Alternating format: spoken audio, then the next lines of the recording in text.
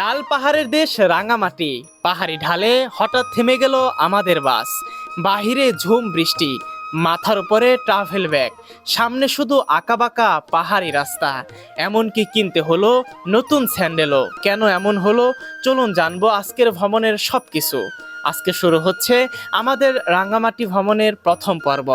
পুরো সিরিজে ধাপে ধাপে থাকছে A to Z গাইডলাইন। কিভাবে যাবেন, কোথায় থাকবেন, কিভাবেই বা ঘুরবেন, সব কিছু।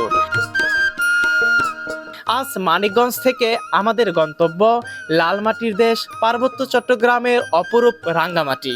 দীর্ঘ 9 থেকে 10 ঘন্টা জার্নি, মাঝে মাঝে মিউজিকের তালে তালে সারা রাত আড্ডা, কখনো ঘুম। আর যখন এরকম পাহাড়ের শব্দ পেলাম, প্রতিটি মানুষের ঘুম ভেঙে যাচ্ছে। যারা নতুন দেশ ভ্রমণ করতে যাচ্ছেন, আপনারা সঙ্গে থাকবেন, উপকারে আসবে। জানালার বাহিরে তাকিয়ে মনে হচ্ছিল প্রতিটি বাঁকের পর যেন অপেক্ষা করছে নতুন এক এক সৌন্দর্য। সবুজে ঢাকা পাহাড়, পাহাড়ের গায়ে ভেসে বেড়ানো সাদা মেঘ, আর প্রকৃতির নিস্তব্ধতা চোখ ফেরানোর সুযোগই দিচ্ছে না। যত সামনে এগোচ্ছি ততই বুঝতে পারছি কেন রাঙামাটিকে বাংলাদেশের অন্যতম সুন্দর পাহাড়ি জেলা বলা হয়। পাহাড় কেটে তৈরি করা এই আঁকাবাঁকা সড়ক শুধু একটি রাস্তা নয়, এটি যেন প্রকৃতির বুক চিরে এগিয়ে চলা এক অসাধারণ অভিজ্ঞতা। রাঙামাটি শুধু পাহাড় আর লেকের জন্য বিখ্যাত নয়, এখানে চাকমা, মারমা, ত্রিপুরা সহ বিভিন্ন ক্ষুদ্র নিগোষ্ঠী মানুষের যুগের পর যুগ ধরে নিজস্ব সংস্কৃতি, ভাষা ও ঐতিহ্য নিয়ে বসবাস করে আসছেন। তাই এখানে এলে শুধু প্রকৃতি নয়, ভিন্ন এক সংস্কৃতির সঙ্গেও পরিচয় হওয়া যায়। দেখে বোঝা যাচ্ছে না এখানে কত ঢাল।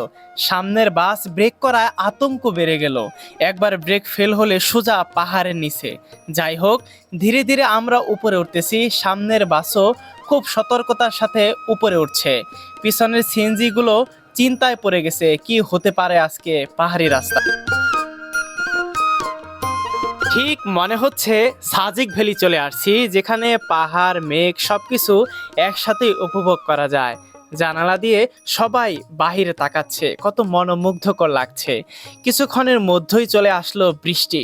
পরিবেশটা, আবহাওয়াটা আরো রোমাঞ্চকর হয়ে উঠলো। পাহাড়ি অঞ্চল মানেই কিছুক্ষণ পর পর বৃষ্টি নামবে, দেখতে আরো সুন্দর, ভালো লাগবে। কিন্তু আপনি যখন নতুন যাবেন, ঠিক আমার মতো, তখন আপনি ছাতা নেবেন না, কিংবা রেনকোট নেবেন না, কিংবা স্যান্ডেল কিনবেন না। তখনই আপনার কাছে এই সুন্দর ভ্রমণটা বিষাদের মতো লাগবে। দেখেন, সবার চোখে মুখে কান্নার ছাপ আর চিন্তা। এত কষ্ট করে জার্নি করে আসলাম, টাকা খরচ করলাম, আমরা কি ঘুরতে পারবো এই বৃষ্টির মধ্যে? কারণ অনেকেই ছাতা, রেনকোট, অতিরিক্ত পলিথিন নিয়ে আসেনি। আবার অনেকের পায়ে কেটস বা লোফার। কিন্তু পাহাড়ি পথে, বিশেষ করে বৃষ্টির সময়, এসব জুতা একেবারেই উপযোগী নয়।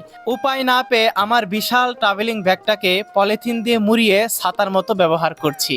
এরপর সকালে নাস্তার জন্য রওনা দিলাম হোটেলে।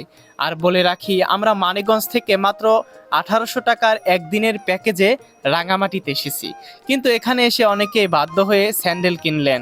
আশ্চর্যের বিষয়, খুব সাধারণ মানের একজোড়া স্যান্ডেলের দামও প্রায় 100 টাকা, 200 টাকার মতো। তাই তো আজকের প্রথম পর্বে সবচেয়ে গুরুত্বপূর্ণ পরামর্শ দিতে চাচ্ছি, আপনারা রাঙামাটি আসলে অবশ্যই একটি রেনকোট, ছাতা, অতিরিক্ত পলিথিন, কিংবা পাহাড়ে হাঁটার উপযোগী ভালো গ্রিপের স্যান্ডেল বা জুতা নিয়ে আসবেন। ছোট্ট এই প্রস্তুতি আপনার পুরো ভ্রমণকে সহজ ও আনন্দময় করে তুলবে। আর অতিরিক্ত জামার কথা তো নাই বললাম। Price double. প্রাইস ডাবল কত টাকা এটা? 250 এটা 250 টাকা ফিক্সড। জুতার দাম অনেক বেশি, আপনারা জুতা অবশ্যই নিয়ে আসবেন। এক কথায়, রাঙামাটির মতো পাহাড়ি অঞ্চলে ভ্রমণে আসার আগে সব ধরনের পরিস্থিতি, পরিবেশের জন্য প্রস্তুত থাকতে হবে। আমি একজন নতুন ভ্রমণ পিপাসু হিসাবে এই ভ্রমণে যেসব বাস্তব অভিজ্ঞতার মুখোমুখি হয়েছি, সেগুলো আপনাদের সঙ্গে শেয়ার করার চেষ্টা করছি। আশা করি আপনাদের ভালো লাগবে। সকলে ভালো থাকবেন, সুস্থ থাকবেন। পরবর্তীতে আমরা কোন হোটেলে খাবার খাই, কোন কোন দৃশ্যগুলি দেখি, শেয়ার করবো ইনশাআল্লাহ। আজকের মতো বিদায়, আল্লাহ হাফেজ।